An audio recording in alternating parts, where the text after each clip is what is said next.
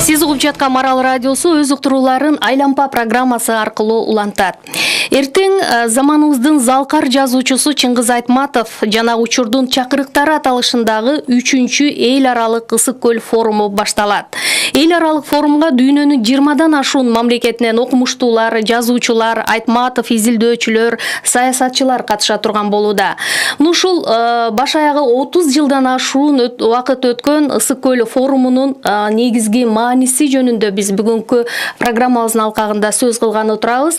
Ал эми студиябыздын мейманы Кыргыз Республикасынын экс-президенти Роза Отунбаева. Саламатсызбы, Роза Исаковна, студиябызга кош келипсиз.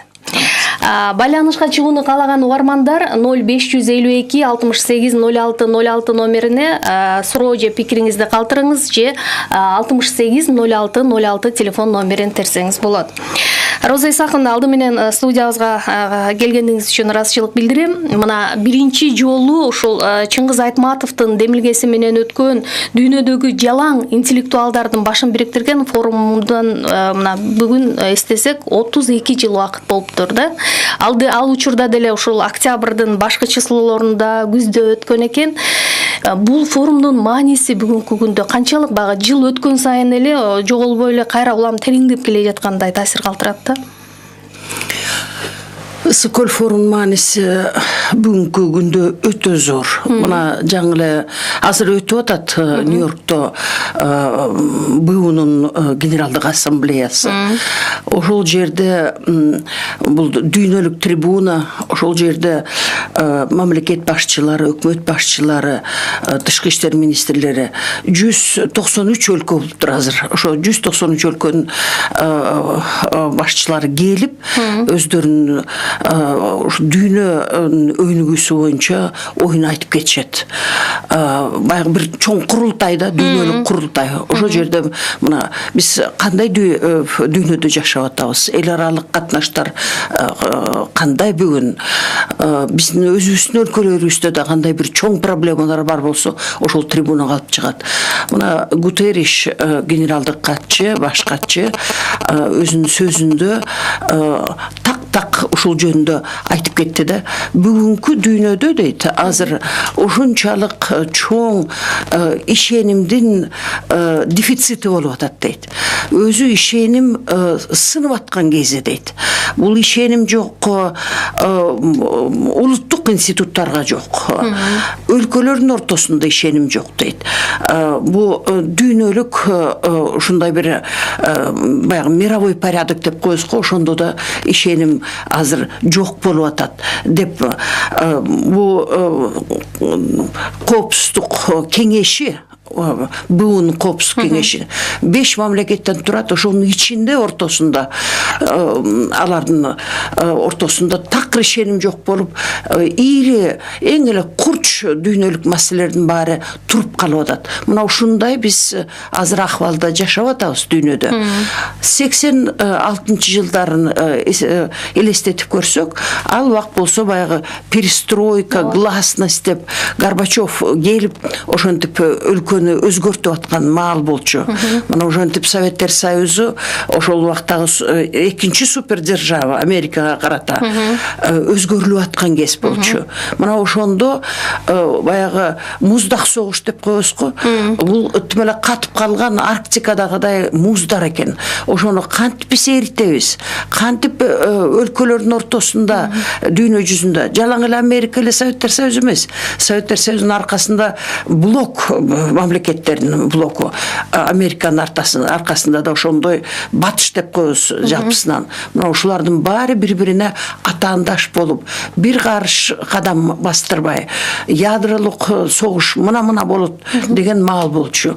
А биз мына карап көрсөк, азыр 30 жылдан кийин ошондой учурга кайта келип атабыз. Мына ошондогу өткөн мына мо Ысык көл форуму бул өзүнчө эле бир ледокол болчу. Ошол муздардын барын бир сындырып өтүп аткан, чоң сууларга чыгарып аткан ушундай ледоколдой бир абдан маанилүү окуя болчу. Бу Ысык-көлдөн кийин барып, булардын баары коноктор Москвада алардын баарын Горбачев кабыл алып, ушундай бир заңгыраган заман болчу да ал убактагы. Демек, мына актуалдуулугу менин оюмча өтө бүгүн курчу. Чындыгында сиз өзүңүз белгилегендей, ошол 1986-жылдары кайра куруунун алгачкы жылдары эле да. Ошондо өзгөрүүлөрдүн бир деми сезилип турду эле. Жана Горбачев кабыл алганда ал кишинин мамилеси Чыңгыз Төрөкулович менен абдан жакшы болгон. Ошон үчүн мындай форумду каалагандай өткөрө бер деп айтышкан деп калышат да. Бул форумдун тарыхы мындай да, ошол убакта абдан мындай бир мына азыр деле креативдүү идеялар керек болчу да.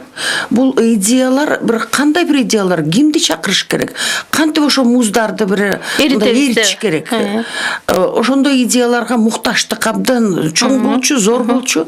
Анан бу Москвада биринчи ирет. Анан кийин башка жерлерде да ар кандай идеялар айтылып отуруп, мына Чыңгыз Төрөкуловичтун тегерегинде да ушундай бир топ абдан креативдүү адамдар бар болчу. Бирөөнүн мен сөз айтып кетишим керек, бул Рустем Хаиров деген. Рустем Хаиров бул ошол убакта Советтер Союзунда биринчи бир НПОлорду түзгөн адам болчу.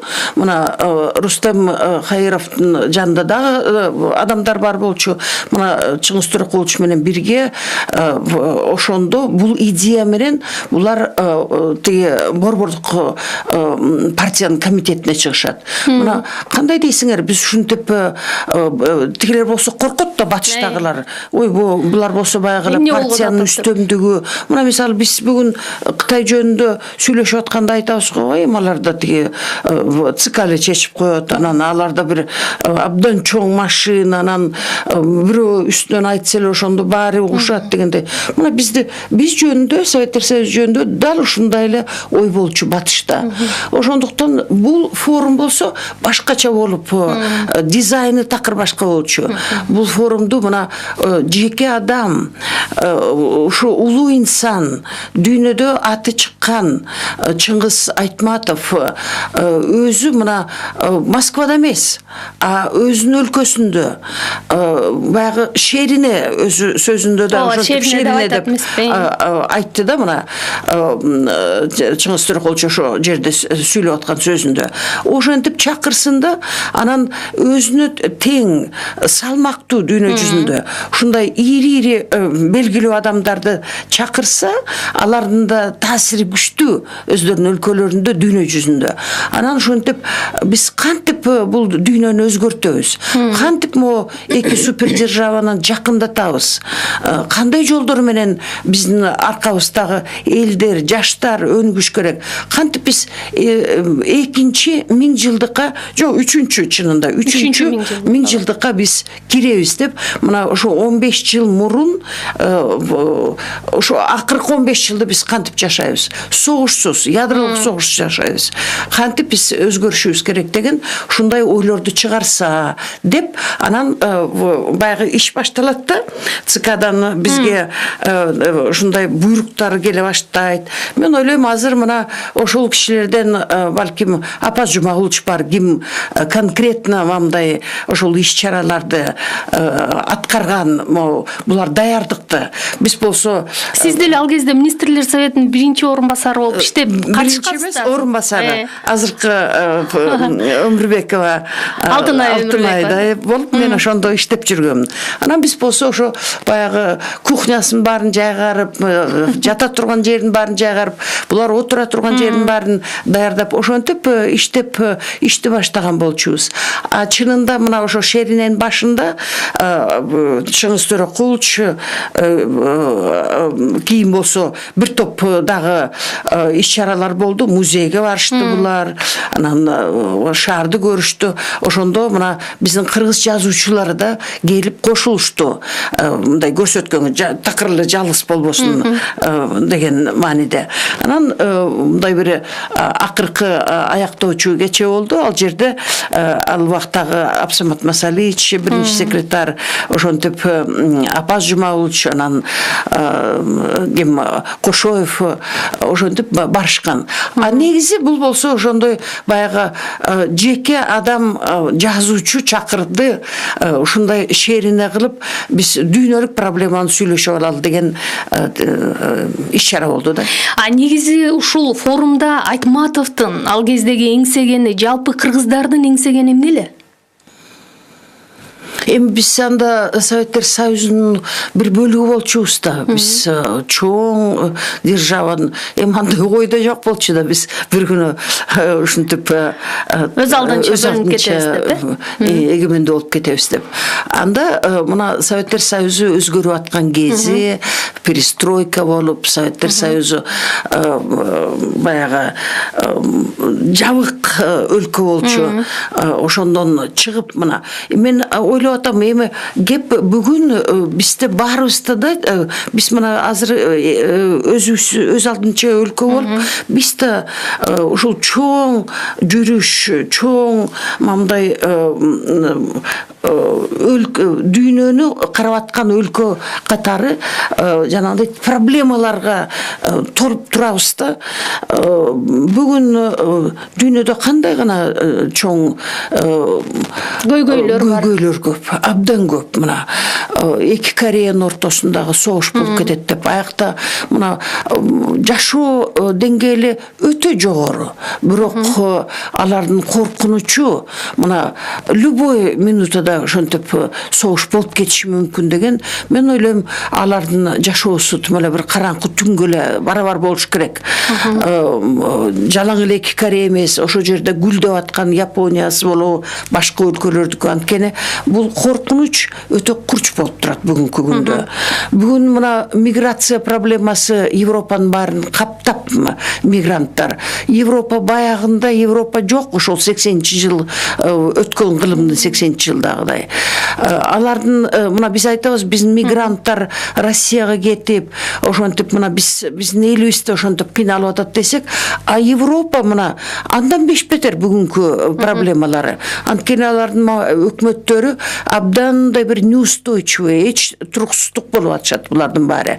Мына Меркель канчалык кыйын, күчтүү канцлер, премьер-министр болгон менен анын өкмөтү абдан мындай бир стабилдүүлүгү жок өкмөт болуп атат. Алар элдин критикасынын алдында калып атышат.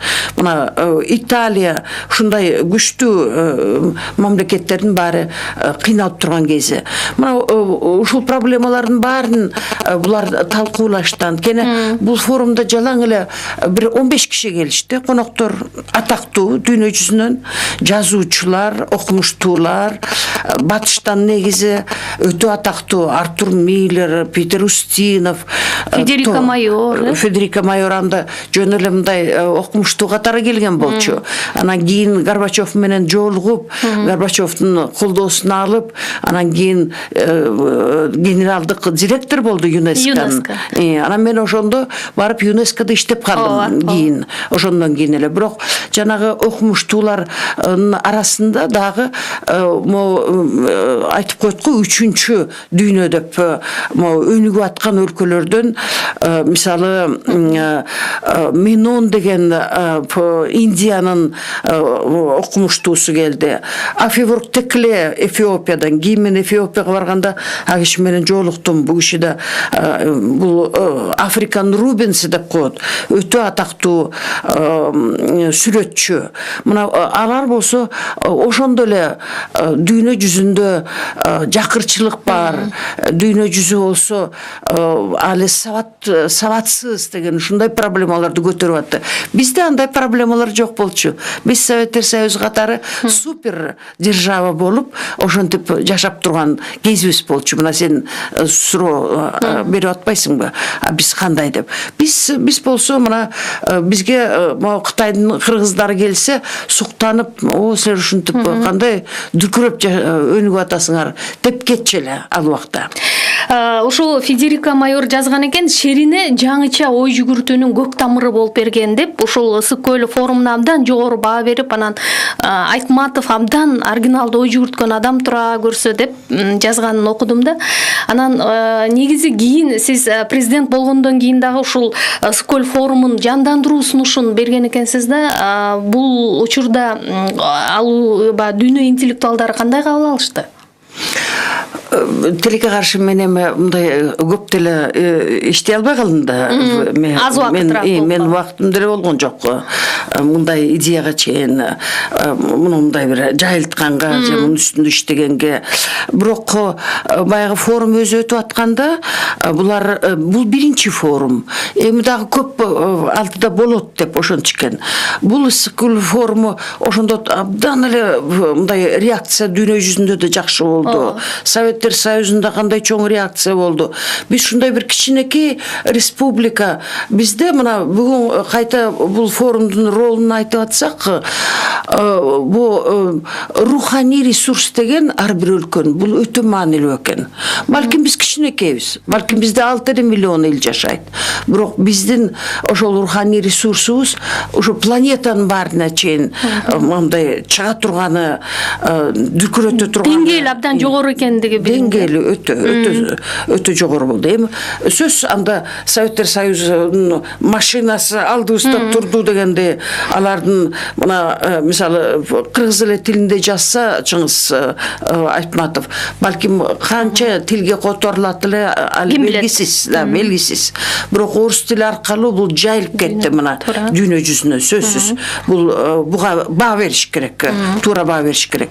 Мына ошондуктан бул Ысык көл форуму ошондо эле реакциясы абдан жакшы болду.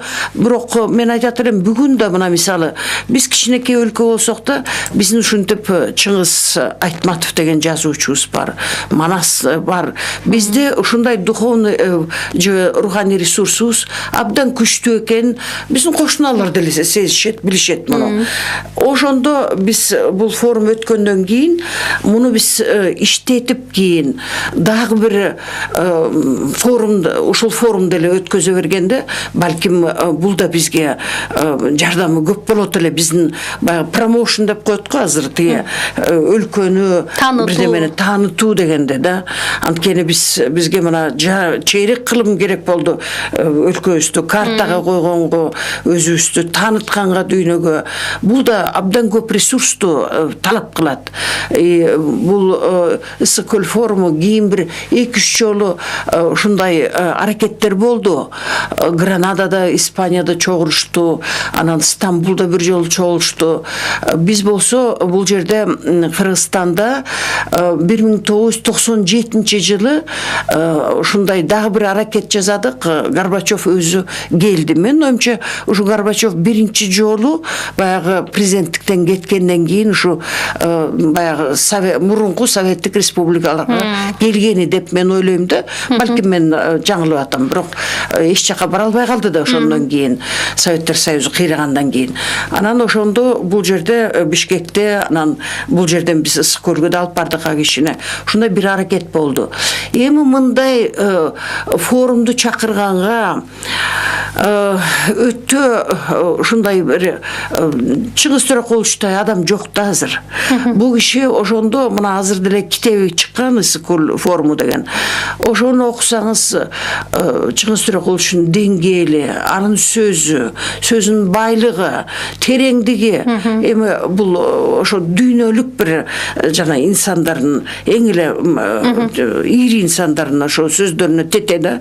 Ошондуктан бүгүн биз мына акишинин жогун дагы бир жолу, миң жолу сезип атабыз да, билип атабыз. Ушул сиздин оюңуздан улай сурагым келип атат да, кызык ой жаралат. Бүгүн ушундай деңгээлде Айтматовсуз форум өткөрө алабызбы? Кызыгы кандай болот? Жок, бул форум деле мен ойлоп атам, азыркы форум. Биринчиден бул Чыңгыз Төрөкуловдун 90 жылдыгына арналган. Чыңгыз Төрөкулов мына жок болсо да биз эстеп атабыз, баалап атабыз эмгегин. А киши мына ошондо планетаны дүңгүрөтүп ошентип өткөрдү эле. Мейли ошол Совет бийлиги менен бирге дегенде, алардын күчү менен дегенде, мына Горбачев өзүң айткандай жакын жолдошу, досу болчу да, колдоосуна алып дегенде.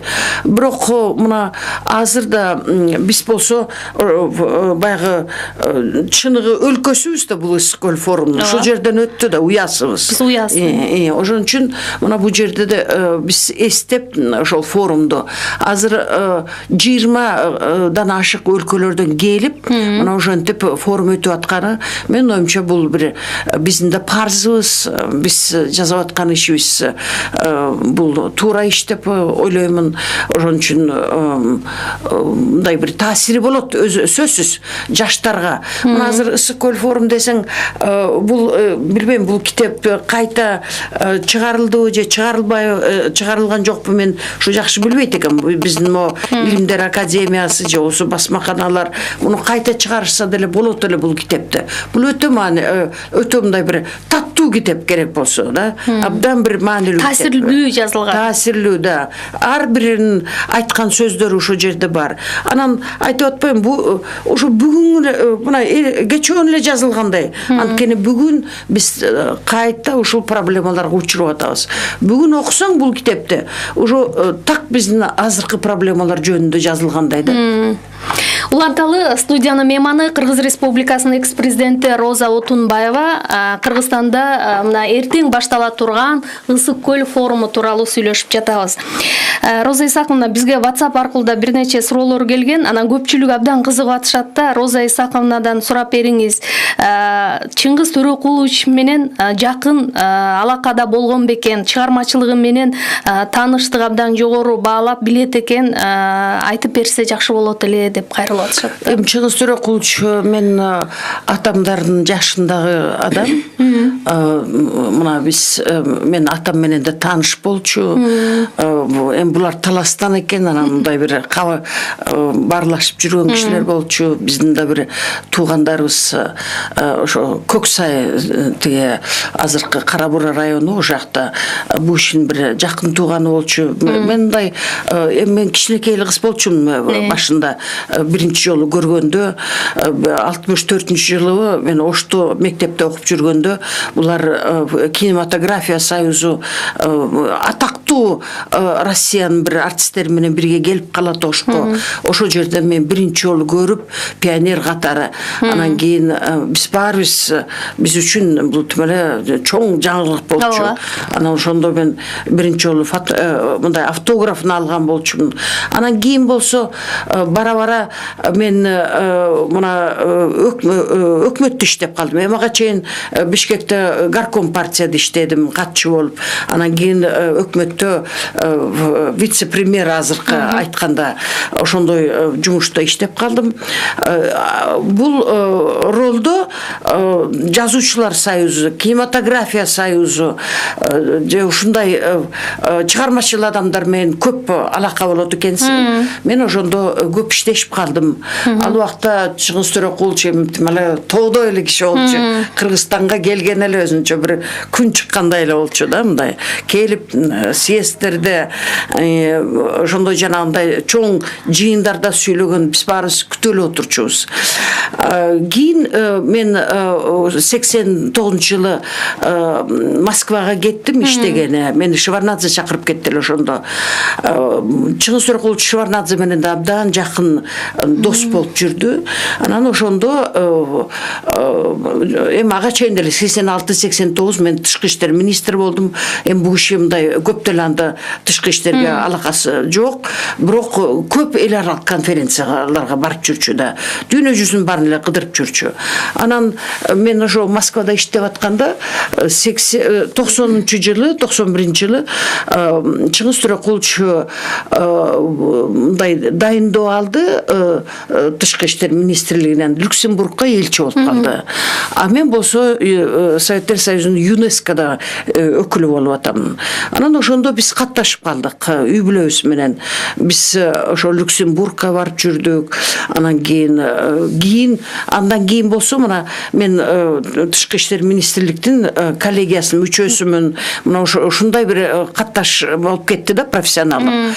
Кийин мен Кыргызстанга тышкы иштер министри болуп келгенде Чыңгыз Төрөкулович болсо ал эле Россия үчүн иштеп турган болчу анда.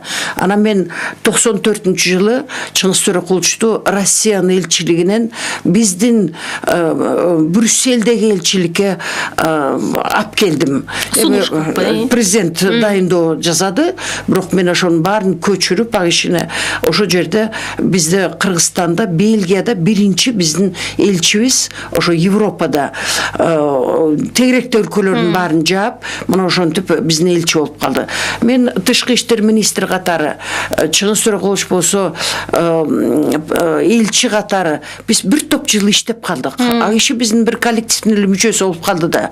Бизге мына тышкы иштер министрликке келип турчу, биздин коллектив менен катташып турчу, жыйындарга, анан ошентип бир топ эле катташтык. Анан эми сөз чыгармасын биз баарыбыз окудук. Анда көп окучубуз. Анда ар бир китебин күтүп турчубуз. Качан чыгат экен. Анда болсо бу окуунун маданияты өтө жогору болчу. Элдин баары мына китеп дегенде тим эле баягы абадай өздөрү күйүп турчу да. Абадай күтүп турчу. Мына азыр эми китепте болсо телевизор, гаджеттердин баары эле ээлеп алды. Ошон үчүн биз баягы жазуучунун ролу да төмөндөдү десем болот окшойт, мындай айтканда. Мына Чыңгыз Төрөкулович кийин мына мен Англияда, Улуу Британияда элчи болуп жүргөндө, ошондо 70 жылдык болуп калды Чыңгыз Төрөкулович. Биз атайын Лондонго чакырып, көп жолу ушуларды жазатып, ошентип иш кылып.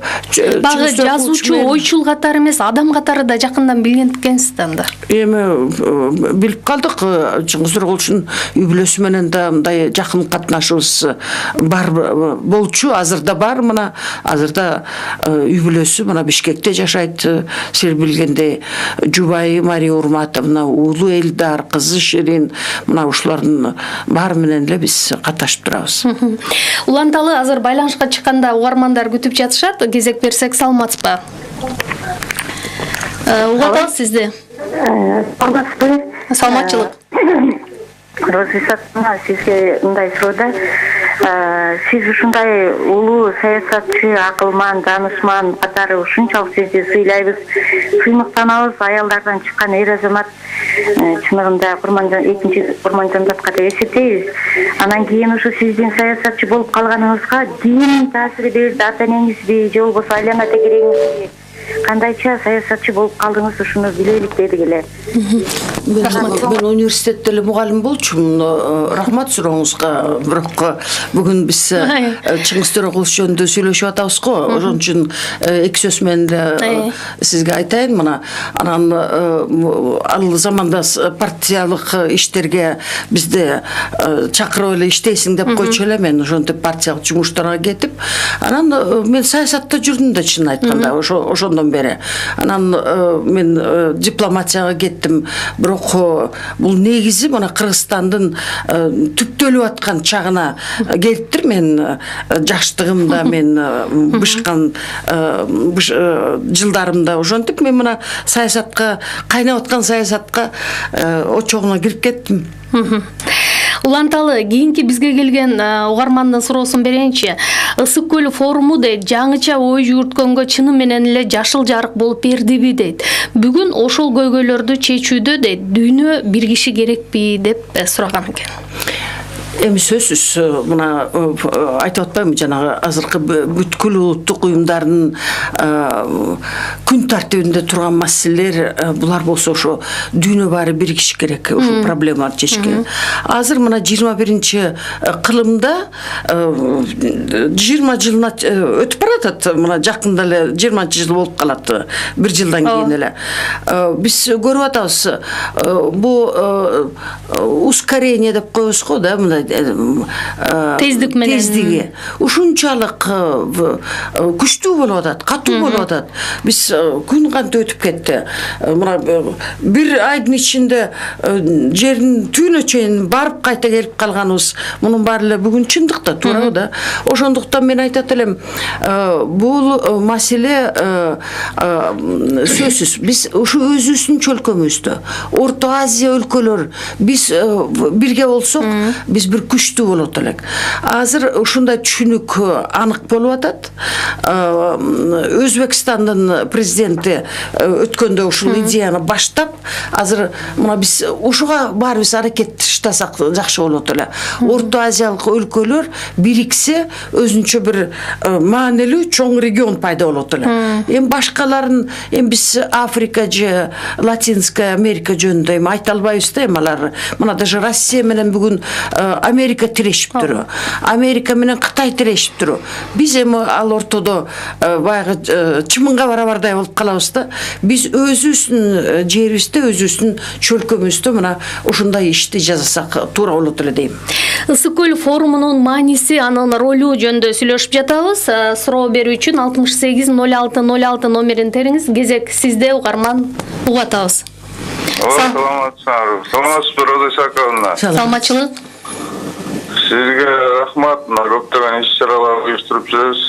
Иштериңизге ийгилик, ден соолук. Могу сайызга тарагандан кийин биздин аттуу баштуу кишилер ушу Чыңгыз Төрөкуловго барып ушундай эме сунуш кылган, өзүңүз президент болуп бериңиз деген сөздөрдү уктук эле да, ошонун чын түбү кандай, анан эмне себептен барууга койгон дейм да. Ошол маалда Чыңгыз Төрөкулов барса, азыр башка бир эмеде жашап аткан болуп белек деген ойлор келет да.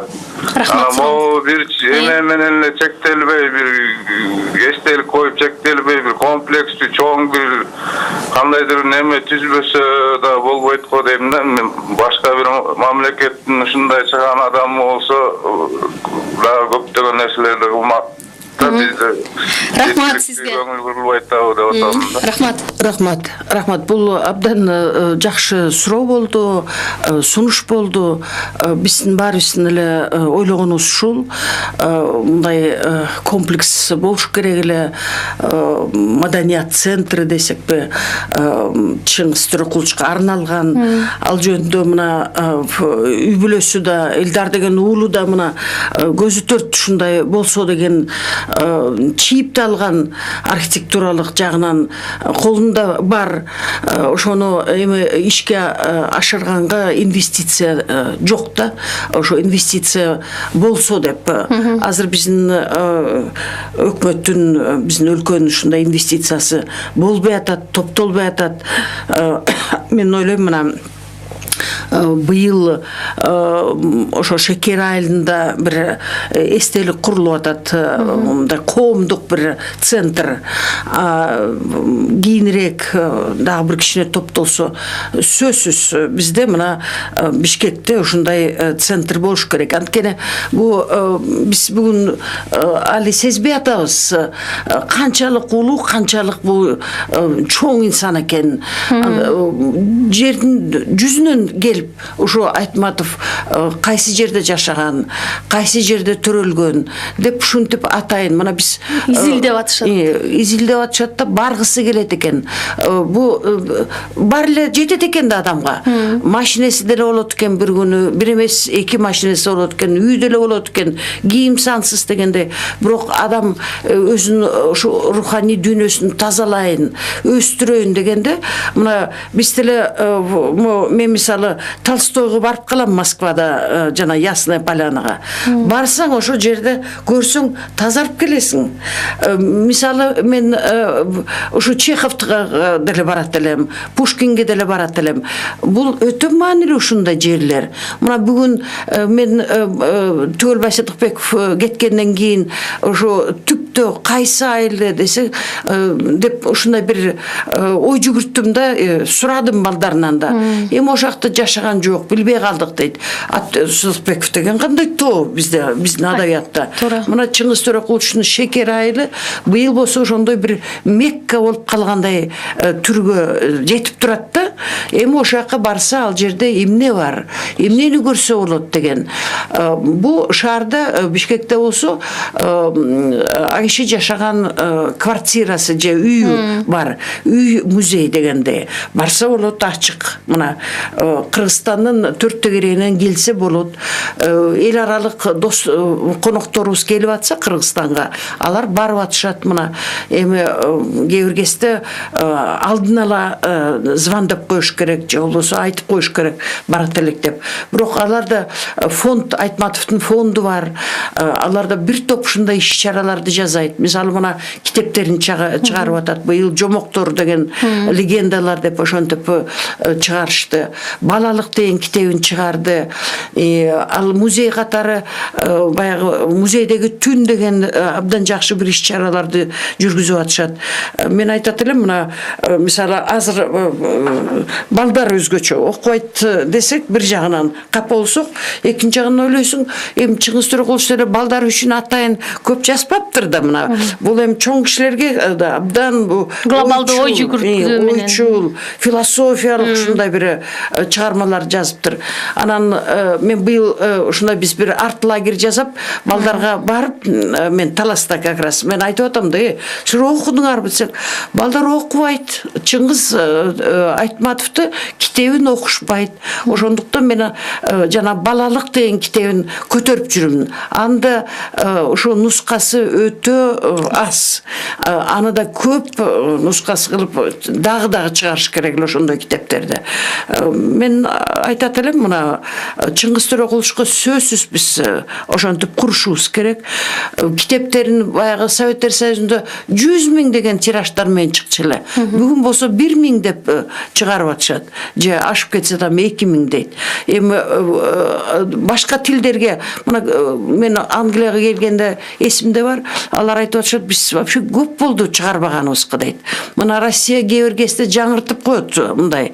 Бирок бу ошо издательский мындай ишмердүүлүк менен тилекке каршы эч ким муну менен бир мындай алектенбейт.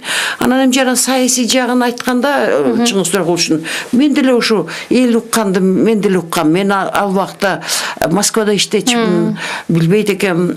Мына эми жакын билгендер айтып эле атышат, жазып атышат мемуарларында. Дал ошондой ситуация болуп, өзү башка кишини мына сунуштап ушундай болуп кетти да тарыхтын жүрүшү. Кийинки угарман сурап атат, Айтматовдун чыгармалары, чакырыктары, баалуулуктары чын эле адамзат муктаж болуп жаткан баалуулуктар жана керектүү чечимдер. Биз кыргыздар бүгүн 21-кылымда ушуну кантип дүйнө коомчулугуна чечим катары суна алабыз? Мисалы, адам үчүн эң кыйыны күн сайын адам болуу деген. Эң оболу өзүбүз үчүн кантип жеткиребиз дейт. Эми биринчиден жана китептерин биз жайылтышыбыз керек. Абдан көп китептер чыкса, көп нускада. Ар бир эле кыргызстандык ошол китепти колуна кармагандай болуш керек. Экинчиден, мына Чыңгыз Төрөкулович абдан мындай бир ачык, баягы орусча айтканда щедрый адам болчу. Бирөө кино тартам десе деле, ким бул болсо театрга коем десе деле, баарын эле макул боло берчү. Эми ошентип мына азыр ойлосок, чындан эле абдан көп мына биз театралдык фестивалдарды өткөргөндө, дети Якутиядан келчү спектакль бар, Пес, бегущий край моря дегенде, Кыргызстанга келип, литвалыктар келип спектакльин көрсөтчү. Демек мына бул Чыңгыз Төрөкулович туура кылыптыр ушуну. А кинолору кандай сонун.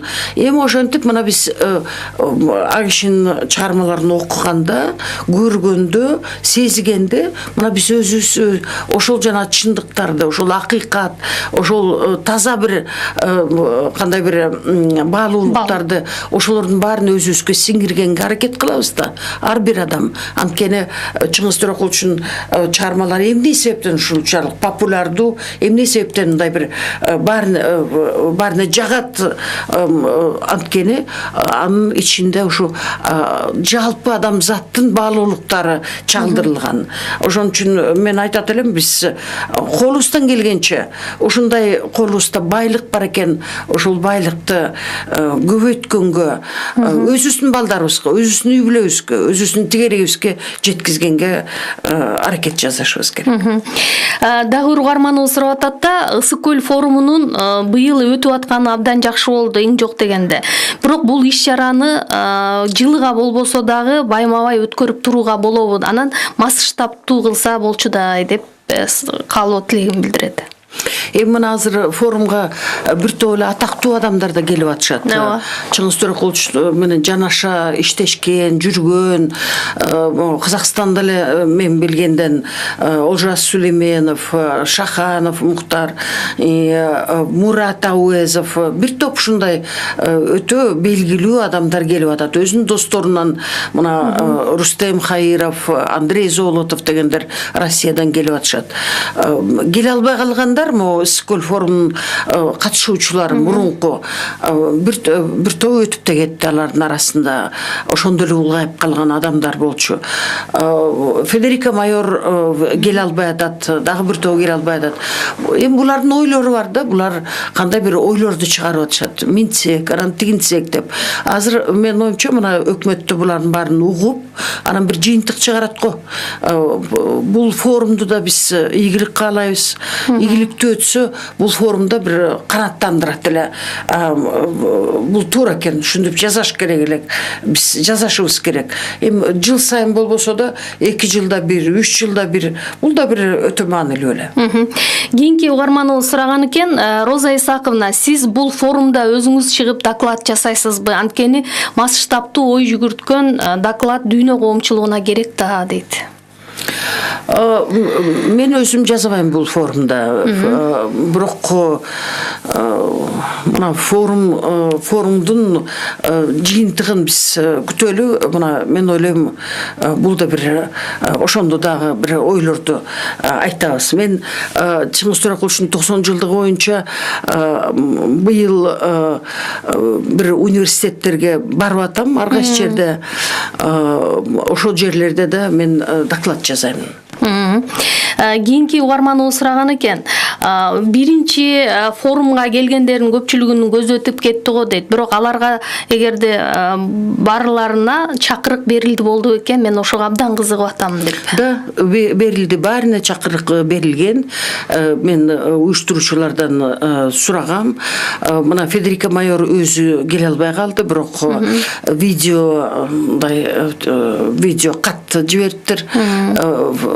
Форти деген, Форти менен мен ЮНЕСКОда көп иштеп калдым. Жанаша агишиде жибериптир ошондой катты. Анан мен билгенден мына мисалы билбейм, Ливанели эмне келбей атат. Ливанели жакшы эле келсе болмок экен. Бир топ өтүп кетти. Бир топ өтүп кетти бул дүйнөдөн. Дагы бир топ угармандарыбыздын суроосу окшош болуп атат. Ысык көл форумунун дейт, жаңы бир нук киргизе алабызбы, жаңычылдык киргизе алабызбы, кандай маселени көтөрүш керек? Азыр дүйнөдөгү согуш, элдин тынчтыкта жашоосу өзгөчө маанилүү болуп турат деп кайрылган. Мен ойлойм, бул маселеде биз Кыргызстанда биз чакан мамлекетпиз да, кичинекей дебесем да чакан мамлекетпиз. Бизде мына азыр Россия Франция деген же болбосо башка бир өлкөлөр ушундай чоң эл аралык форумдарды өткөрүп, ири дүйнөлүк проблемаларды көтөрүп, анан андай конференцияны өткөзгөнгө да мындай финансалык каржылоо керек. Аз эмес. Мына ушул форумду да азыр өкмөт өткөрүп атат. Бул да бир көп жагынан өкмөт тартып атат. Мен билгенден булардын келишин, булардын ушакта жүрүшүн дегенде, булардын баары Ысык көлгө чейин барышат.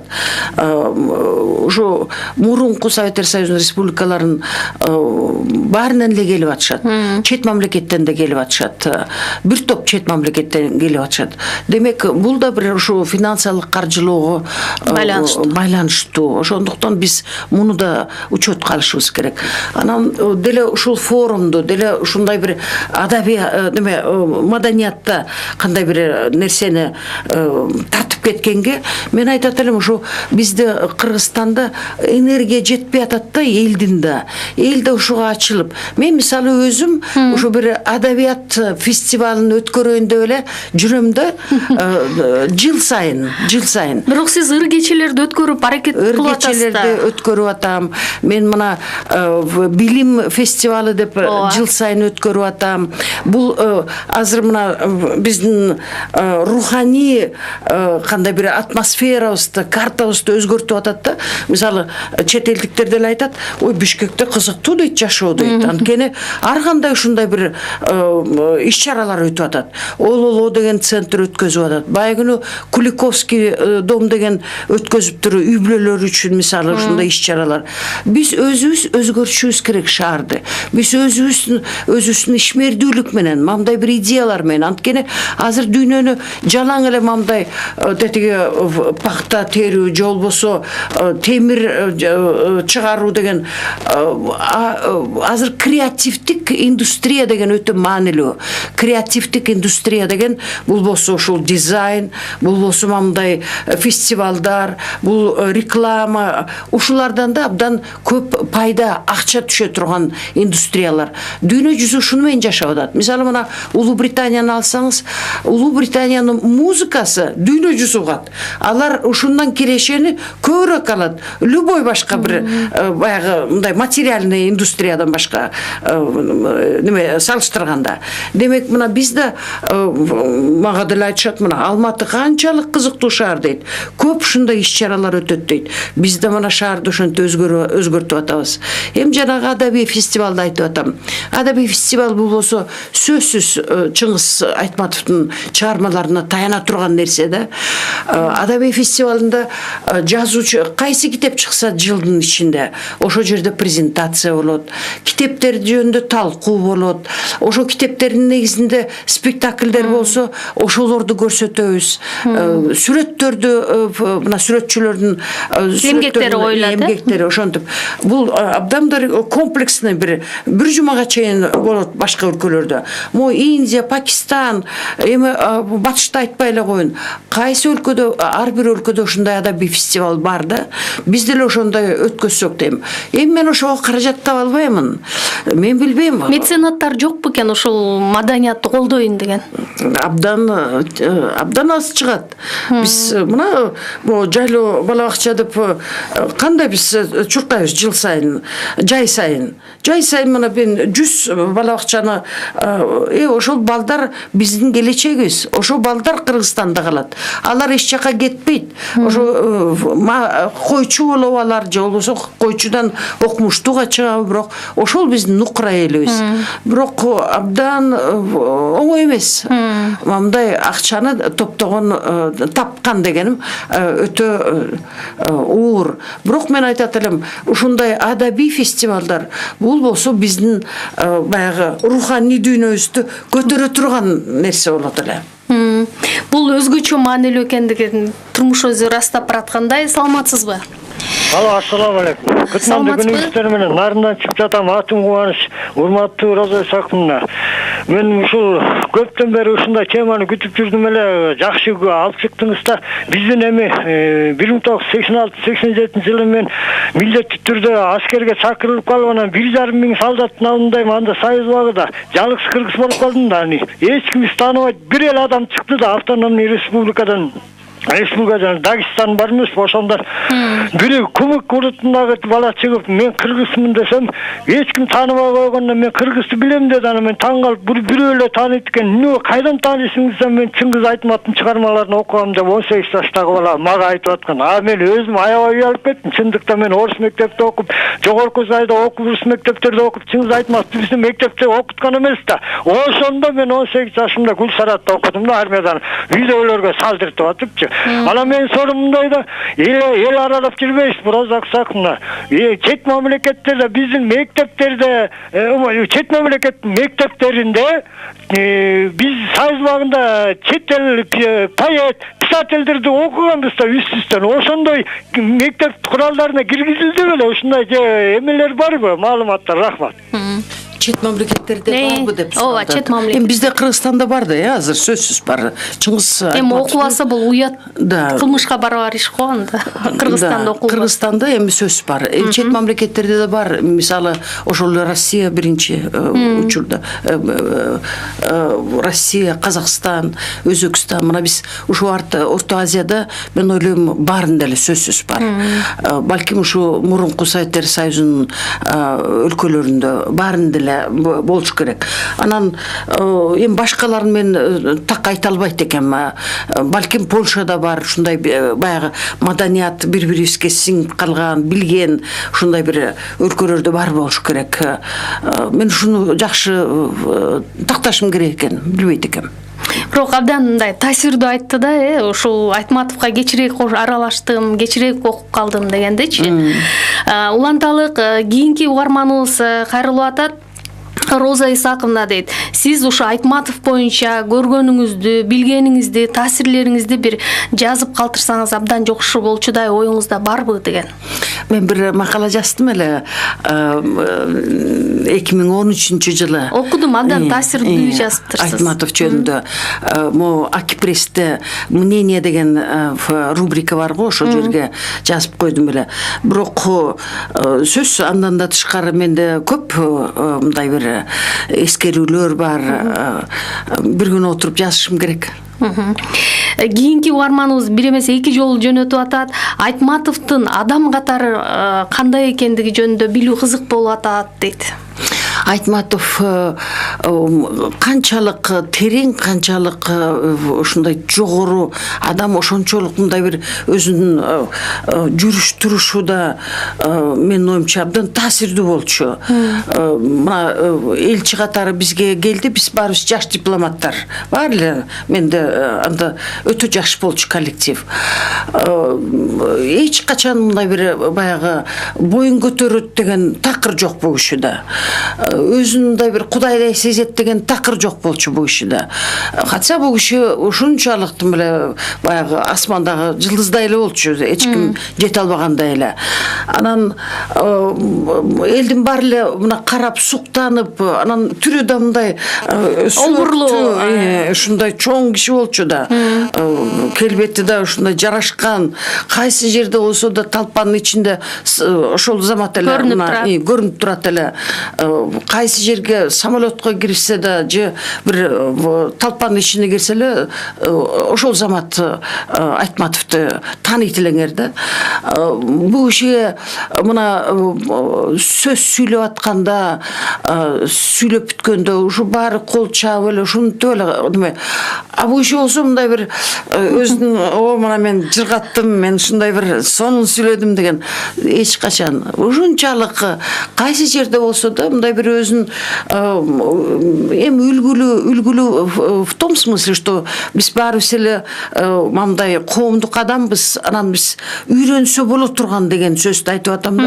Эми сөзсүз үлгү. Ролевая модель деген бар го азыр, ушундай сөзсүз ошондой. Бул киши абдан мындай бир семейный киши да, мен мындай ичинен билгенден. Камкор, үй бүлөсүнө. Камкор, эми үй бүлөгө абдан жакын жакын да, үй бүлөсүнө жакын. Такыр эле ошо кичинекей балдар менен өзүнүн ошо балдарын шунчалык жакшы көргөн. Анан муну Мария Урматовнаны деле дайыма ушинтип мындай бир тегеренип турат деген деле сөздү мен колдонот элем. Сурап баскан турган эмеуду мына бир жакка баратса да туура мону кийдим тиги бу дегендей де. Анан мен айтат элем, абдан үй бүлөгө жакын ушундай бир жумшак киши бул жагынан. Анан мындай ич күдүлүк жок менин оюмча. Жазуучулардын арасында, киношниктердин арасында жүрдү. Алар бири-биринин үстүнөн жазып да кандай бир көп мындай интригалары көп. Анан Чыңгыз Төрөкулович менин оюмча ушунун баарын жазып, жайып мындай чечип берчи да. Бул кишиге уялышат эле, тартынышат эле. Бул киши болсо көп нерсеге көзүн жумат эле, жумуп койчу эле. Анан дайыма мындай жакшы кашыктандырып, бул кишинин масштабы ушундай экен да. Ушу майда чүйдө тетиякты көргүсү да келбейт, анан өз менен эле жок болуп кетет деген мааниде. Бул адамдын ичине бир жакшы ойлору бар болсо, ошону көкөлөткөнгө аракет жасайт да ушундай. Мен ойлойм, бул өтө мындай бир сейрек ушундай сапаттарда. Анан эми сүйлөгөн сөзү бул болсо ошо сөздүн мастери. Ал болсо сөз менен эле баарын эле тындырып койчу. Элге жакын, мына айылдан кол үзбөчү. Айылдыктар каптап өтүрчү булардын үйүн. Көп маселелер көп. Анан больницага жаткызыш керек, анан кийин тигинчиш керек, минчиш керек. Анан эми көп айылдыктардын маселелерин баарын чечип эле жүргөн киши бу. Өзүнө этпесе да мындай жубай чеччи, эсимде бар, кересеже баарын жайгарып койчу, мына баарын кайсы маселе туугандарын баарын иштерин. Анан мындай абдан менин оюмча Кыргызстан жөнүндө көп ойлончу, көп мындай иш жазачы кыргыздар үчүн. Эми мен уккандан мына көп ишмерлер, маданият ишмерлери өздөрүнүн проблемасы менен кайрылса, ошону Москвага чейин звондап баарын чечип берчи.